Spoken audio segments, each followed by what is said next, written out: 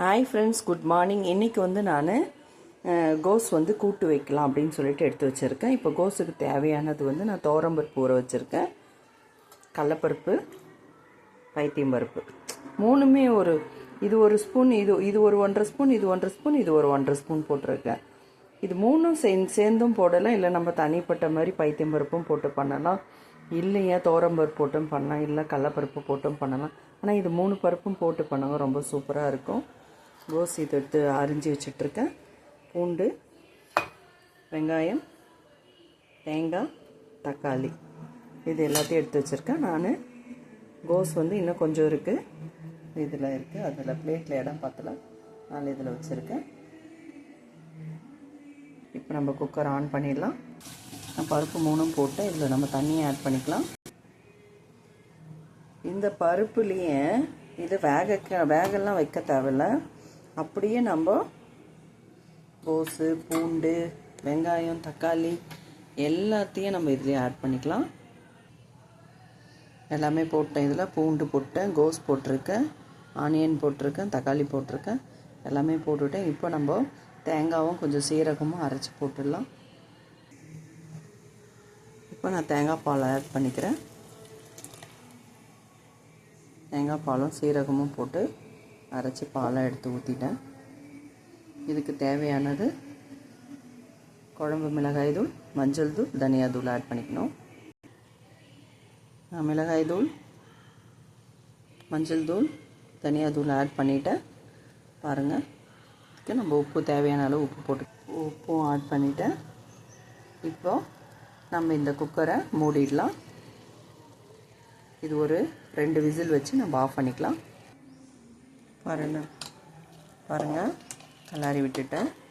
இப்போ நம்ம குக்கர் மூடிடலாம். ஒரு 3 விசில் வச்சிடலாம். 3 இல்லைனா 2 விசில் வைக்கலாம்.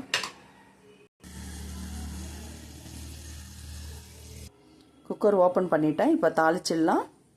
ஒரு தாளிப்பு போட்டோம்னா சூப்பராக இருக்கும். எவ்வளோ அழகாக இருக்குது பாருங்கள் பார்க்குறதுக்கு. எண்ணெய் காஞ்சிடுச்சு. ஒரு 4 மிளகு போட்டுக்கிறேன். சோம்பு, பட்டை, லவங்கம் தாளிப்புக்கு. இதிலே 2 சீரகமும் போட்டுக்கிறேன். இப்போ ஃபைனலாக நான் கடுகு போடுறேன்.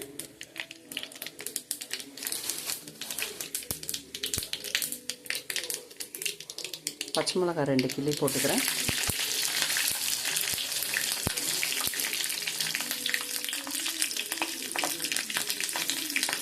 கருவேப்பிலை ஆட் பண்ணிக்கிறேன். கடைசியாக 2 வரமிளகாய் போட்டுக்கிறேன். அவ்வளோதான். இந்த தாளிப்பை வந்து நாம் கூட்டில் ஆட் பண்ணிக்கிறோம்.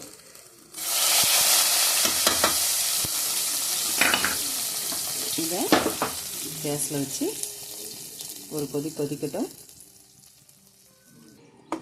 அருமையான கூட்டு ரெடி ஆயிடுச்சு பாருங்கள்.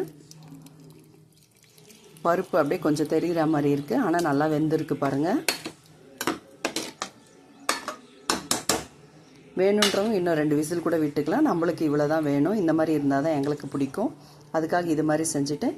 இது வந்து தோசைக்கு, சப்பாத்திக்கு, ஒயிட் ரைஸ்க்கு, இது எல்லாத்துக்குமே நல்லாயிருக்குங்க ஃப்ரெண்ட்ஸ். இட்லிக்கு, தோசை, சப்பாத்தி, ஒயிட் ரைஸ், ரசம் இதெல்லாம் வச்சு நம்ம சாப்பிடும்போது, கூட்டு வச்சு சாப்பிடும்போது ரொம்ப சூப்பராக இருக்கும், நல்லாயிருக்கும். சாப்பிட்டு பாருங்கள். இது ஹெல்த்துக்கும் ரொம்ப நல்லது ஃப்ரெண்ட்ஸ். கோஸ் வந்து நீர்க்காயின்றதுனால ரொம்ப நல்லது. சாப்பிடுங்க ஃப்ரெண்ட்ஸ். தேங்க்யூ, பாய்.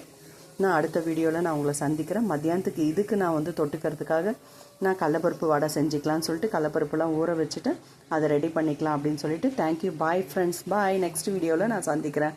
தேங்க்யூ.